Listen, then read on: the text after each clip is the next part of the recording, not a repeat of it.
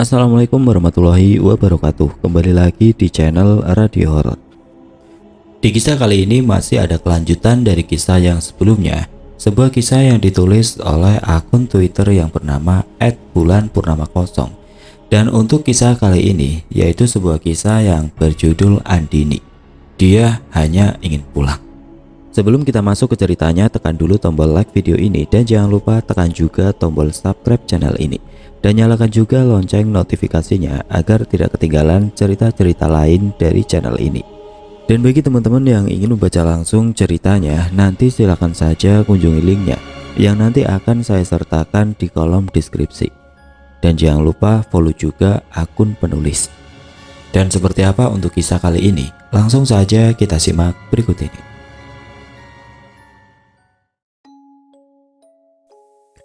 Januari 2012.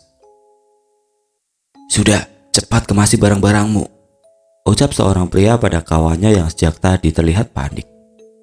Aku takut, Han, jawabnya dengan keringat yang terus mengucur deras. Siapa suruh kamu peduli dengan wanita itu?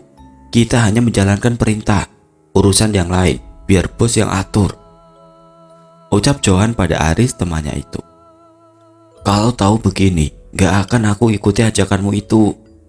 Aris mulai menyalahkan Johan atas kejadian yang menimpa mereka. Johan hanya melirik tajam dan lanjut mengemas barang-barangnya ke dalam tas besar itu. Johan merogoh kantong jaketnya untuk mencari kunci mobil, namun tidak kunjung ia temukan. Ah sialan, di mana kunci itu? Gumamnya. Pantulan cahaya dari meja samping koper besar itu menyilaukan matanya. Nah itu dia. Johan langsung mengambil kunci itu, namun tangannya menyentuh sesuatu yang keluar dari koper itu. Brengsek, dasar pelacur, sudah mati saja menyusahkan, teriak Johan saat kaki pucat yang keluar dari koper itu menyentuh tangannya. Riz, kenapa resletingnya masih kebuka itu? Cepat tutup rapat-rapat, bentak Johan. Aris hanya mengikuti instruksi Johan tanpa mengatakan apapun. Tangannya gemetar, namun ia paksakan. Lantas mereka bergegas untuk pergi dari rumah kontrakannya itu, menjauh keluar kota. Mengantarkan mayat wanita itu ke tempat peristirahatannya yang terakhir, lautan. Kalau kita buang ke rel kereta, pasti nanti ketahuan. Ke danau pun sama. Lautan adalah tempat yang paling aman untuk membuang mayat. Kita pergi ke laut dekat kampung halamanku. Johan seolah berbicara sendiri karena Aris dari tadi terdiam. Jangan banyak melamun, Riz. Kita tidak bersalah. Kita hanya disuruh buang mayat.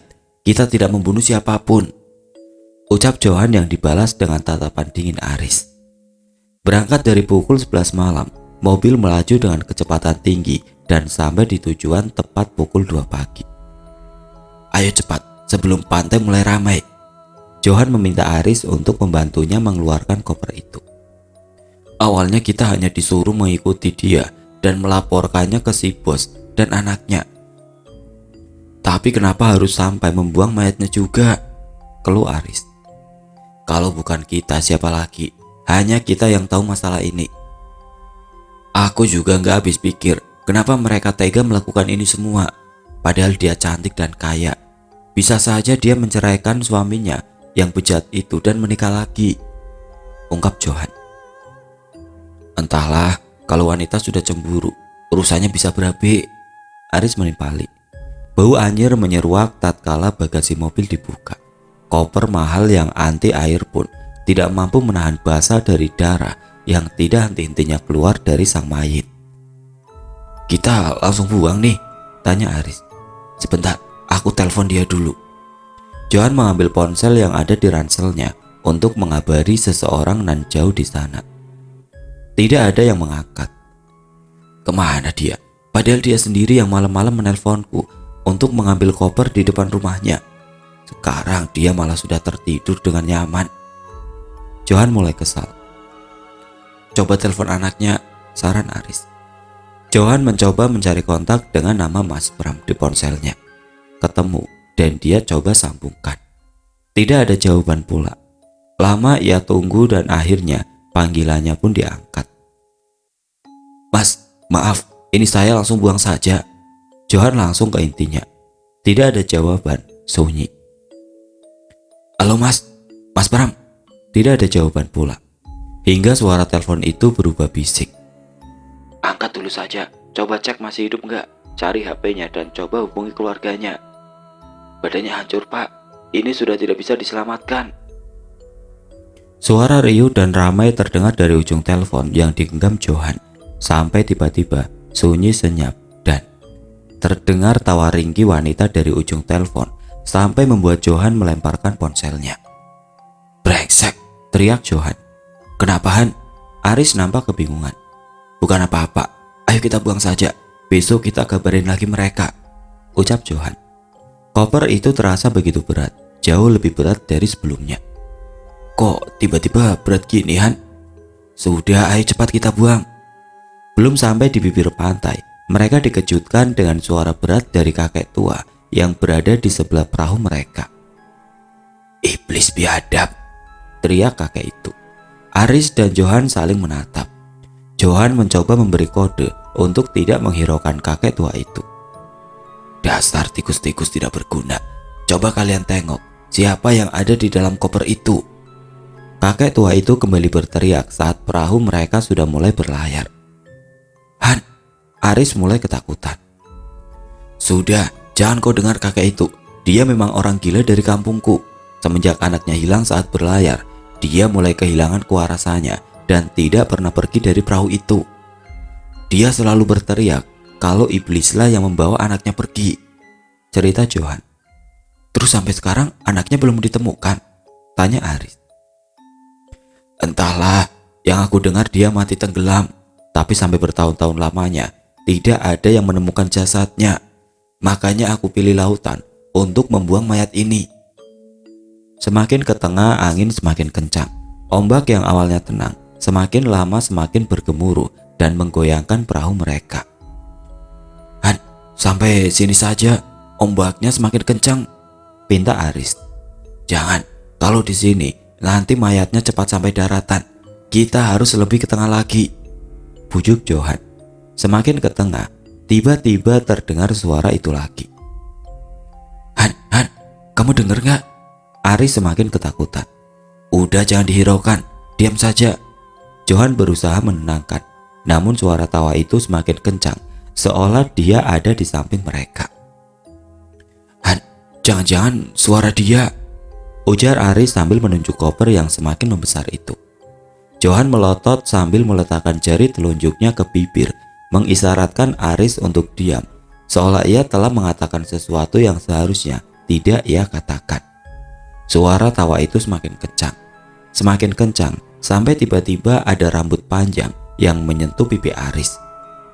Han, ini apa? Pelan suara Aris sambil melihat kawannya itu dengan tatapan yang memprihatinkan. Johan diam. Dia melihat perlahan ke atas. Dilihatnya sosok wanita bergaun putih mengapung tepat di atas kepala Aris. Rambut panjang terurai. Dia tertawa ringkih. Johan melihat ke arah koper itu. Dia berpikir jika membuang mayat ini mungkin adalah jalan satu-satunya agar makhluk itu pergi. Dilihatnya Aris yang semakin ketakutan. Air mata dan keringat mengucur deras dari wajah kawannya itu. Belum sempat Johan membuka koper, makhluk itu sekejap hilang. Ada rasa lega di hati keduanya. Ayo cepat kita buang, lalu pergi dari sini, bujuk Aris yang dijawab anggukan oleh Johan. Seret. Johan membuka resleting koper itu pelan sampai tangannya ditepis oleh Aris. Sudah, kita buang dengan kopernya saja. Gila kamu, kalau kita buang sama kopernya, nanti nelayan bisa curiga dan kasus ini bisa menjurus ke pembunuhan. Kalau kita buang mayatnya saja, semua orang akan berpikir ini korban tenggelam dan luka-luka di tubuhnya akan tersamarkan. Johan memberikan alasan masuk akal kepada Aris. Johan membuka koper itu perlahan. Setan, apa ini? Teriak Johan. Mata Aris masih membelalak tidak percaya. Alangkah terkejutnya mereka saat didapati bukan satu, namun dua mayat yang ada di koper itu. Mayat pria dan wanita. Itu Ibu Yani dan Mas Pramhan, Aris hampir tersedak saat melihat dua mayat yang tidak lain adalah bos mereka dengan keadaan yang hancur dan mengenaskan. Suara ringkih itu terdengar kembali, kini semakin menggelegar, layaknya petir di tengah lautan. Bodoh, manusia bodoh. Suara itu memekik membuat Aris dan Johan menutup telinga mereka. Makhluk itu kembali dengan wujud yang jauh lebih buruk dari sebelumnya. Rambut terurai dengan tanduk yang menancap di kepalanya. Ia menyeringai, menunjukkan taring-taringnya yang tajam yang siap menerkam. Ia perlahan turun dan berdiri tepat di tengah perahu di antara Johan dan Aris. Kedua tangannya mencekik mereka berdua hingga terangkat dari duduknya. Iblis sialan, teriak Johan menatap langsung ke arah matanya. Sepertinya kau sudah tahu siapa aku. Han, Aris merintih kesakitan, nafasnya seakan sudah di ujung. Iblis sialan, pergi sana kau ke neraka. Johan lilitkan gelang yang ia kenakan pada tangan makhluk itu yang membuat ia meraung kesakitan. Makhluk itu semakin meraung kesakitan dan melepaskan cekikannya. Ia menghilang secepat kilat, sedang Johan serta Aris terbanting dan terduduk lemas. Aris terbatuk-batuk, namun Johan bergegas mengeluarkan kedua mayat itu dari dalam koper. Cepat, kita sudah tidak punya waktu, ujar Johan sambil terus membuang potongan mayat itu ke lautan. Itu tadi apaan? Siapa dia? Makhluk apa dia? Kenapa kamu bisa tahu? Tolong jelaskan padaku semuanya, teriak Aris. Aku gak tahu, Riz, tapi yang pasti kalau kita takut, iblis akan semakin kuat, jawab Johan acuh. Lah terus kenapa dia bisa meringis kesakitan seperti itu? Aris masih saja penasaran. Ini gelang pemberian ayahku, jimat turun-temurun dari keluarga kami. Cara paling ampuh melawan iblis jenis apapun, jawab Johan santai. Aku masih tidak percaya, pasti kamu tahu sesuatu. Terserah kaulah, aku nekat melawan karena wajah iblis itu mirip mantan istriku. Sama-sama bangsat. Johan malah cengengesan. Brengsek, sempet-sempetnya kau bercanda. Aris masih tidak percaya pada jawaban yang Johan berikan. Ia tahu ada sesuatu yang Johan sembunyikan darinya. Terlebih mayat yang ada di koper seharusnya wanita itu. Wanita yang ia dan Johan kenal 5 bulan yang lalu. Dia wanita yang menggemparkan keluarga Ibu Yani. Lalu di mana Aini? Gumam Aris dalam bisiknya. Menerawang jauh ketika pertama kali ia melihat wanita berparas ayu itu. 5 bulan yang lalu. Ini kamarmu Yani, ucap wanita itu pada pembantu barunya. Baik Bu, terima kasih, jawabnya pelan. Aku pilih kamu karena dapat rekomendasi dari temanku itu loh. Jadi kamu kerja di sini yang baik-baik ya, jangan macem-macem, tegasnya. Iya Bu, saya mengerti. Wanita itu pergi berlalu masuk ke ruang tamu dan menghilang dalam bayangan. Di halaman depan terlihat Johan yang sedang mencuci mobil majikannya. Han, kau sudah lihat pembantu yang baru itu? Cantik kali dia, Han. Aris, satpam di rumah itu, duduk sambil menyeruput kopi milik Johan, sambil mengambil rokok yang tergeletak di samping gelas kopi. Dihisapnya rokok itu perlahan sambil melihat kawannya itu masih sibuk mengelap mobil. Menurutmu akan bertahan berapa lama dia? Tanya Aris sambil menerawang. Entahlah, bukan urusanku, ujar Johan ketus. Heran aku sama Bu Yani, sudah tahu suaminya tukang selingkuh, masih saja bertahan. Sekarang malah nerima pembantu baru macam dia. Terakhir kali Mbok Samira melihat Pak Gusman pergi malam-malam sendirian. Kau tahu apa yang dia lakukan? Aris coba memancing reaksi Johan.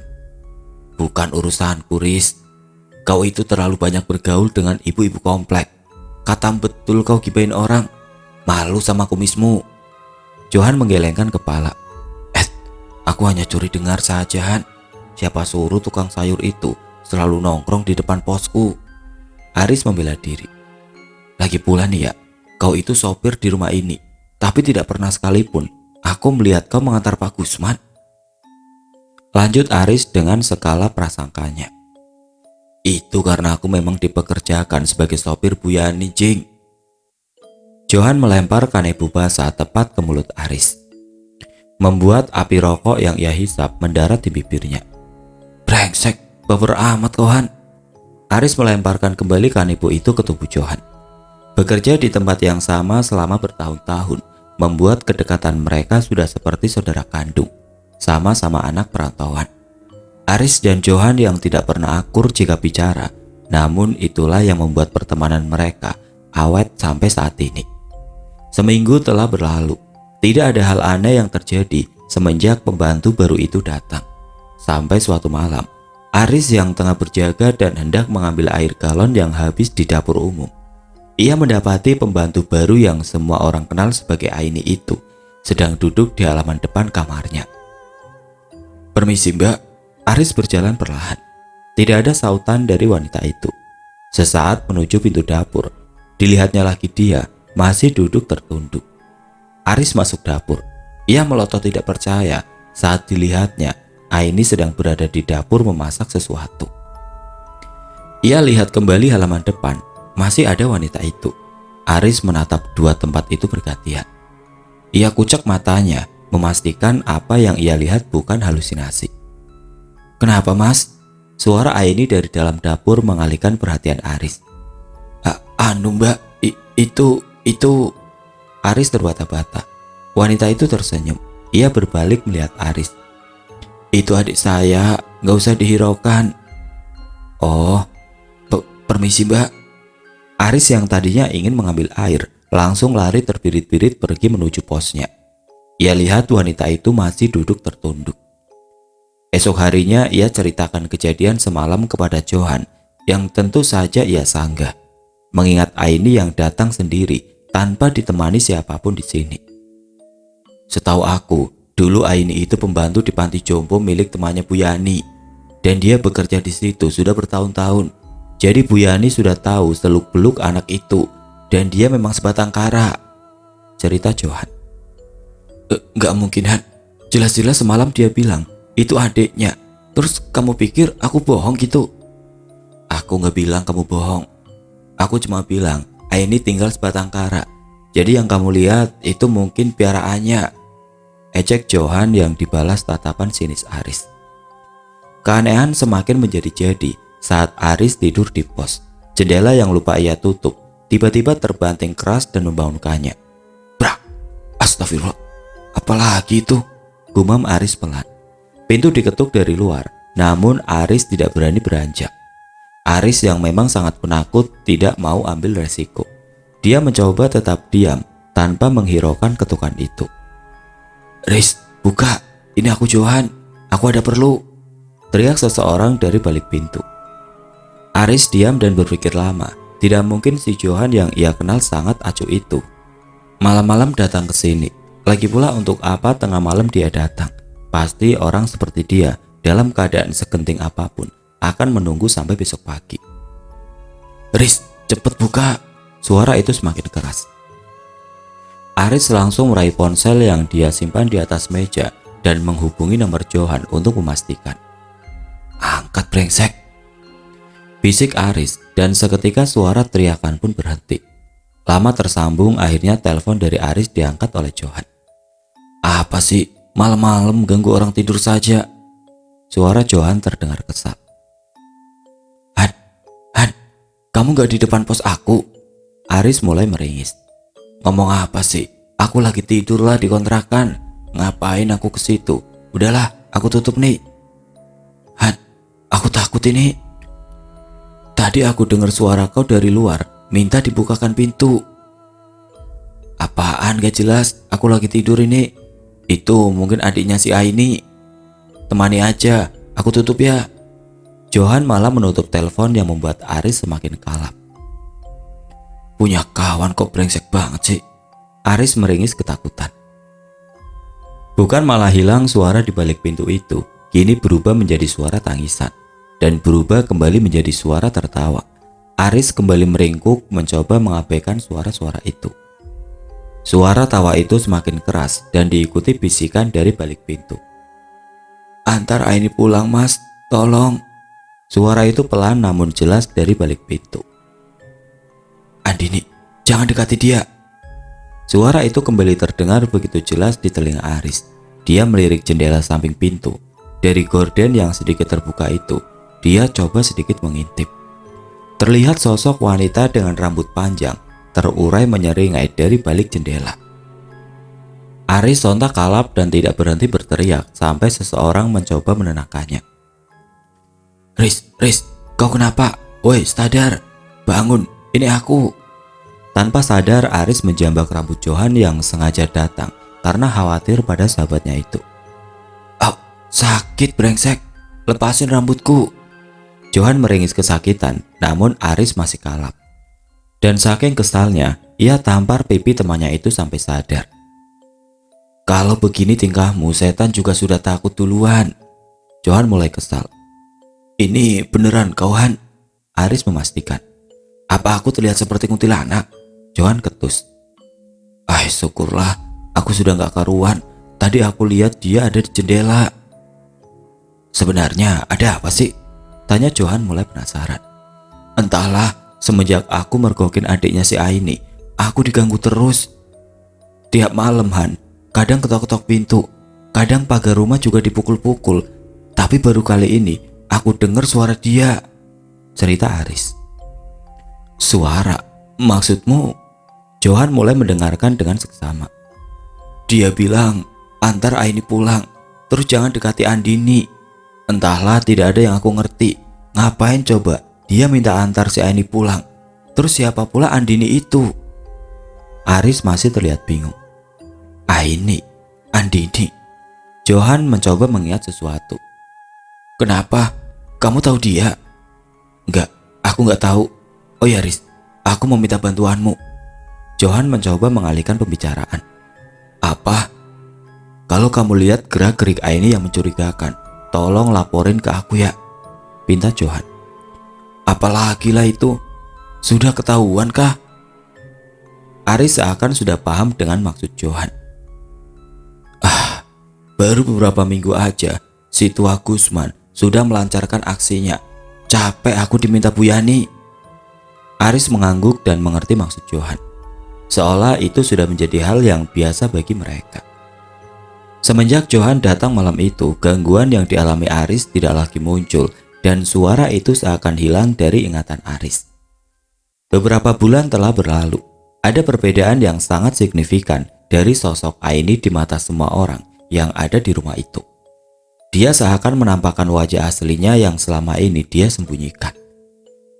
Sampai di bulan kelima, Aini mengundurkan diri tiba-tiba dan mengatakan jika ia telah mendapatkan pekerjaan baru. Tidak terima dengan alasan itu, Bu Yani memarahinya dan terjadilah percekcokan di antara keduanya yang menjurus kepada hal yang sudah Bu Yani curigai selama ini. Perselingkuhan Aini dan Pak Gusman suaminya yang membuat Bu Yani naik pitam sehingga menampar Aini hingga tersungkur. Pertengkaran hebat itu dilerai oleh Pram, anaknya. Ia mengusir Aini pergi dari rumah malam itu juga. Aris dan Johan yang berada di pos menatap bingung saat Aini pergi dari rumah itu membawa tas besar. Ia pergi dengan senyum menyeringai, penuh ejekan untuk siapapun yang dia maksud. Pram keluar dari rumah. Ia panggil Johan. Ikuti wanita itu, lapor pada aku setiap gerak-geriknya, dan jika kamu lihat si tua bangka itu bersamanya, ambil foto mereka. Akan aku hancurkan hidup keduanya. Pram terlihat begitu geram. Johan hanya mengangguk mengerti dan lantas melesat pergi mengikuti setiap instruksi. Dia meminta kepada Aris untuk tetap berjaga dan melaporkan padanya jika ada hal yang mencurigakan terjadi. Johan sepertinya sudah lebih tahu tentang perselingkuhan bosnya itu. Ia pergi ke hotel yang biasa mereka berdua kunjungi. Benar saja, ia lihat Aini dan Gusman sedang check-in. Gusman yang sibuk di bagian administrasi tidak terlalu menyadari hal itu. Namun mata Aini jelas-jelas bertemu dengan mata Johan. Tatapan akrab itu seolah memori masa lalu mereka telah kembali. Dasar lacur, gumam Johan yang dibalas tawa Aini seolah ia dapat mendengar umpatan Johan yang berada di seberang jalan itu. Johan membuang muka. Ia tancap gas dan berlalu dari hotel itu. Ia seakan sudah muak melihat tingkah mereka berdua yang mengumbar kemesraan di depan umum. Menjijikan, gumamnya. Keesokan harinya, Johan datang ke rumah majikannya itu dan langsung menemui Pram, memberikan sesuatu yang ia perintahkan sebelumnya. Selepas itu dia menemui Aris dan memastikan kawannya itu bisa memberikan informasi tambahan yang ia pinta. Setelah kamu pergi, Bu Yani ngamuk-ngamukan. Aku aja ngeri liatnya. Mas Pras kewalahan dan pas aku coba bantu, dia suruh aku nungguin di depan kalau ada tamunya datang, cerita Aris. Tamu siapa? Johan mendengar dengan seksama. Gak tahu aku, tamunya gak pernah datang, ujar Aris sambil mengangkat kedua bahunya. Tapi mereka gak akan melakukan hal-hal yang aneh kan? Aku takut Han. Johan tidak menjawab, dia hanya diam. Pram yang menjaga ibunya semalaman itu tertidur di sofa saat ibunya tidak sengaja melihat foto-foto yang dikirimkan Johan berserakan di atas meja. Mata merah padam seakan meredam rasa sakit yang tidak kunjung usai. Ia tahu suaminya bejat, namun kali ini wanita yang menjadi selingkuhannya bukanlah wanita sembarangan. Sesaat ia menyadari, ia seharusnya menolak bujukan temannya itu dari awal. Namun nasi sudah menjadi bubur. Dia harus selesaikan malam ini juga.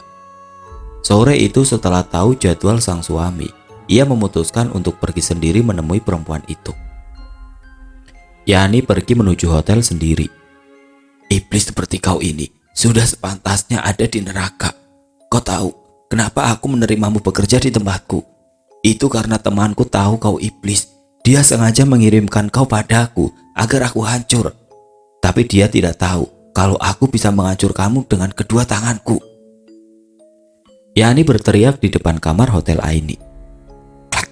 Pintu kamar dibuka. Tidak ada seorang pun di sana. Yani menghela nafas. Dia masuk perlahan, mengendap ke dalam kamar yang ia lihat tidak menemukan sesiapapun di sana. Brak! Pintu ditutup dengan kencang, membuat Yani berbalik melihatnya. Tidak ada seorang pun di sana. Ia mulai gusar dan kembali berteriak. Keluar kau iblis sialan. Adikmu kau bunuh. Teman-temanmu kau korbankan. Apa kau pikir aku tidak tahu apa yang telah kau perbuat? 96 nyawa. Jika aku menghabisimu sekarang juga, semua usahamu sia-sia.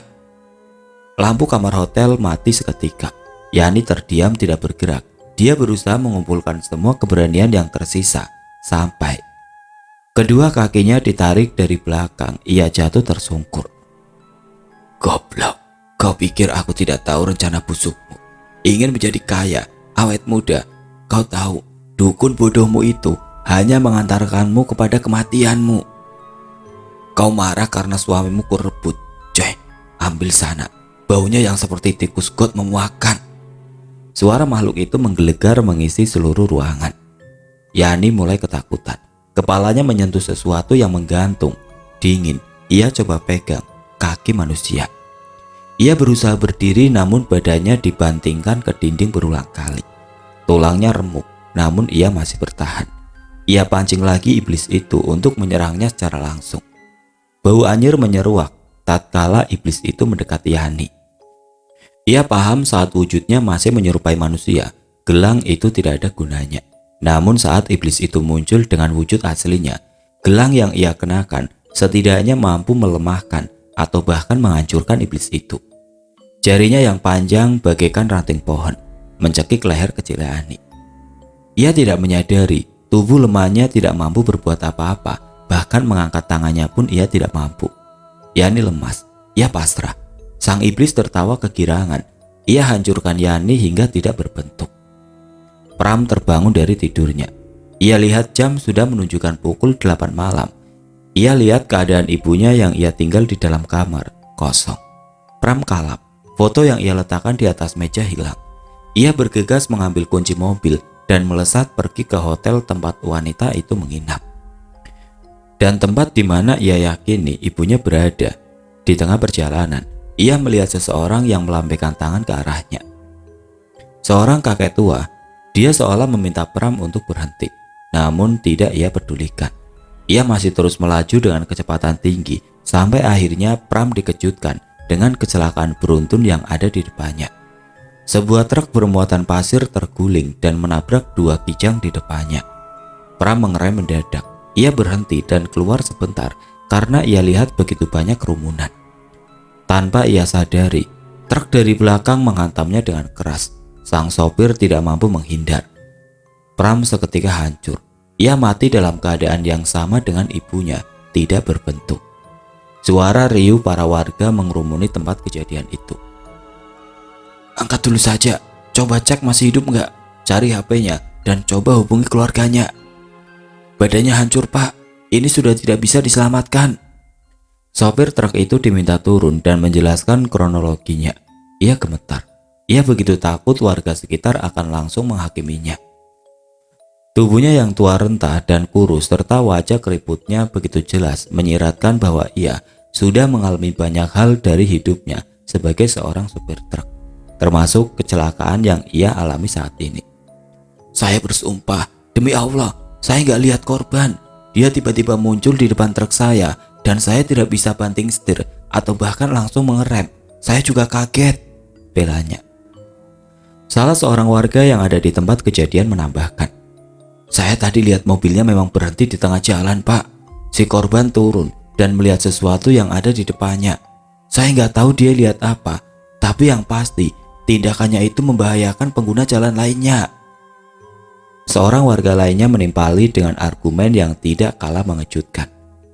"Tadi saya lihat dia juga turun, tapi dia turun dengan seorang wanita, lalu truk datang dan menggilas keduanya." Semua orang saling menatap keheranan.